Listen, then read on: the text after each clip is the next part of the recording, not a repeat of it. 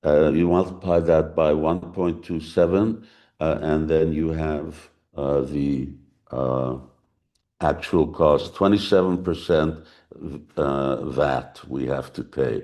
We may be able to reclaim some of that we're looking into. Interestingly, usually quotes are less than what the actual construction costs are. It seems that actually our construction costs will be about 10% less than what we see here. So how does that translate into dollars? Well, here, roughly, it translates into $2.5 million. Then we go to the next slide.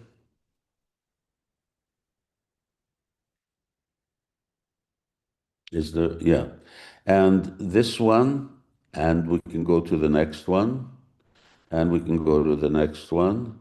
This is a breakdown of timeline for construction.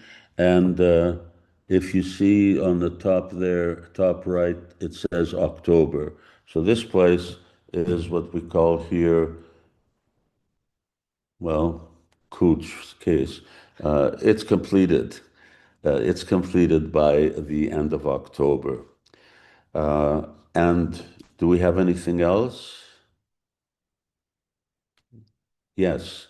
This is also well, there's one missing here. Is there another slide? Yes. Yeah, there's another one. This is also our payment schedule based on income and expenditure. I'm just showing these. We have limited time, and I've already taken quite a bit of your time. From here, we go to the last slide. Construction is going on. This is a little dated. You see the foundation is being poured, and now the walls are coming up. And it's a very major undertaking in that sense. And that's the last.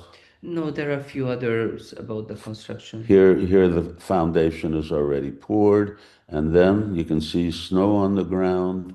We had it now. This is where going back. It's all more of the same. So we've been over the period of this year fundraising. We have about 1.1 million or $1.2 million that's already being raised. I'm getting these figures over here. And we have another, obviously, $0.8 million that we're planning to raise. We need to do that this year because the construction is coming to an end this year. It's a big company, so they're doing everything. And after the building is finished, then we'll have our phase 2, which means to actually get equipment, hospital equipment within the facility. So Dr. Madhusudan has invited us to participate here and to ask you if you would kindly consider donating towards the construction of this facility. We are looking for donations of any size. We've had, well, the first half of the project that was covered by one devotee in the UK, and we have a few other people from around the world. One of our members in Los Angeles who's given $120,000, and some also in Dubai who've given $100,000. So we're looking for either bigger donations or even bigger donations. No, or even bigger or smaller, whatever someone can afford and what you feel is your calling.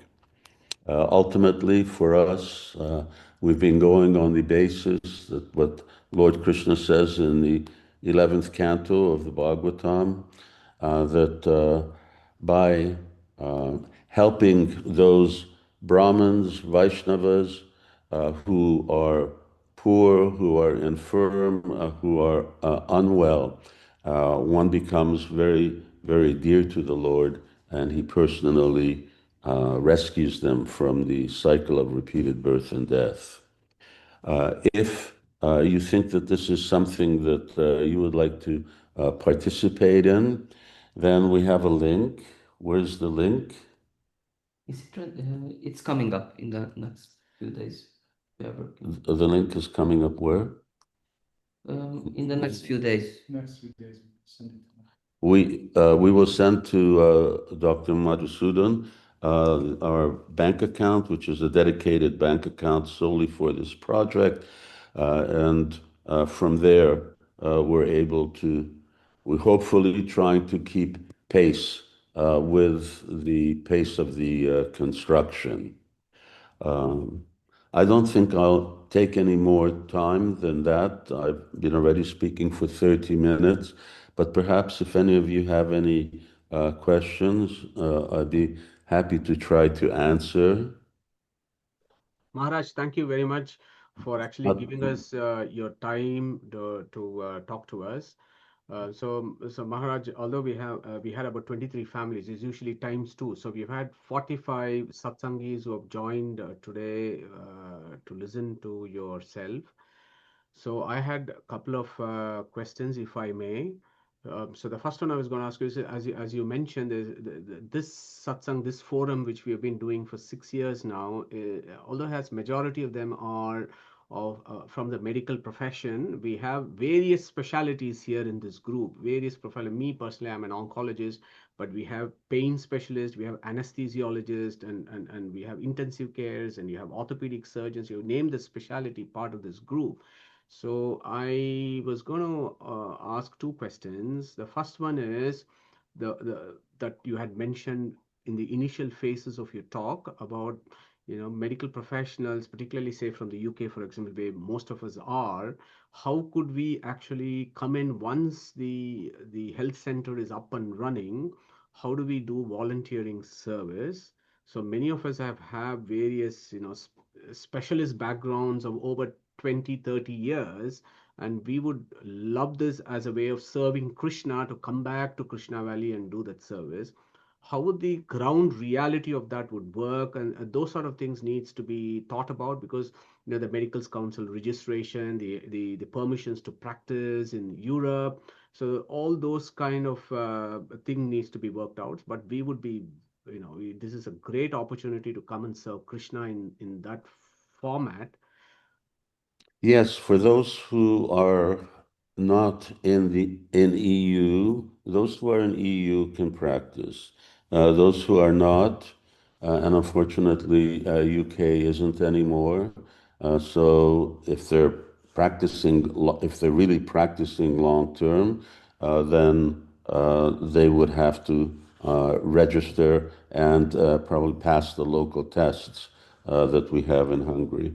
But to just come, I see two ways in which we could do that. One is that we have a bank of professionals, and if our doctors or even the devotees need some kind of assistance, then they could be directed to the particular field, to the doctors who represent a particular field for some kind of guidance, just sort of basic guidance. Where should you go? What should you do? And so on.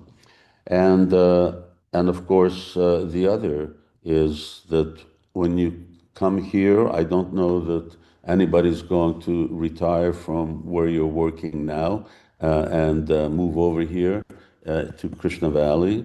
You're welcome if you want to do that. But even if you come, for someone who just comes for 2 weeks and more or less is just an advisor and performing very basic function, there doesn't require to be any kind of legality or any tests to be taken from the medical board. It's just yeah. Yeah, I understood, Maharaj. So I'm going to just open this for the other satsangis here, whether they had any questions to you for the first aspect of your talk. So can I just invite anyone who has any questions to Maharaj, please? Okay,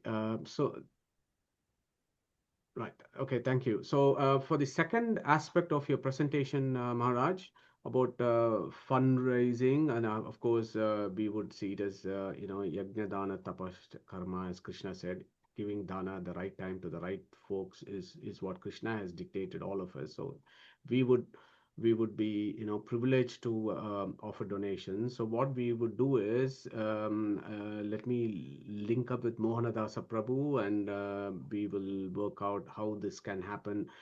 Doesn't have to be an immediate, but it could be, in regular stream of donations that as and when we are able to, do our service to Krishna from here, then we can link up with Mohanadasa and work that out. I hope that would be acceptable from Krishna Valley's perspective.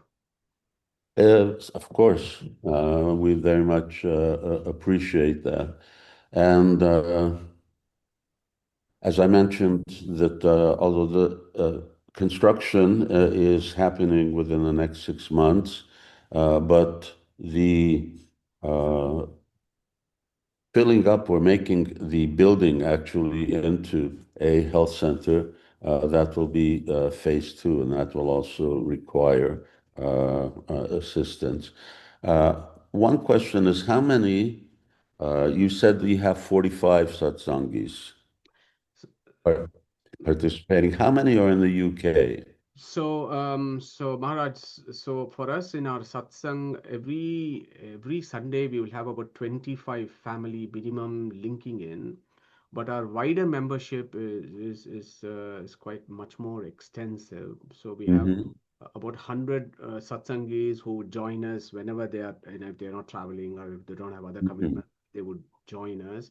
And our Hindu Knowledge Academy has a wider audience of well over 2000 plus at this point of time. So what I would, with your permission, would do is, we would put it out there, the recording that we are doing with your presentation, we would put it out there as well, and also do our prayatna here to try and make it as efficient and productive as it can be. Thank you very much. Do you know how many of the satsangis percentage-wise are in the UK? Yeah. So yes. So 75% of us are from the UK, and then we have satsangis joining from the US, and some of our satsangis from the US are also in call. We have satsangis from Dubai, and we have satsangis from Dubai who are also in call today. So we will spread the word and then and do our best. Yes. The reason I'm asking when it comes to the UK is because, as you know, every donation can actually be gift aided. Yes. Yeah. And that can be anywhere from 15 to 25% according to earning capacity. And so that's a very substantial amount. That's why with 75% of the doctors are in the UK, then that's a real advantage. We just pass it through one of our ISKCON charities in the UK, Scotland, Wales, etc., and it gives us facility to then reclaim some of the tax payments. Absolutely, Maharaj. Yeah.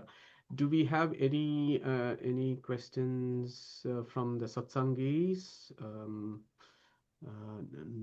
No. Okay. Thank you very much. So Maharaj, what I'll do is I'll pick this up with Mohanadasa Prabhu, and I'll keep that communication going with Mohanadasa. And Yes. And when I come to the UK, I was just there recently, but that was just for a weekend. And I'll spend a longer time in the summer. So then perhaps you and I can meet up and we can share a little time together. You came and visited us here, so we may visit you there. That'll be amazing, Maharaj. Thank you so much for the time, and Hare Krishna. Thank you everyone very much, and Hare Krishna. Hare Krishna. Hare Hare Krishna.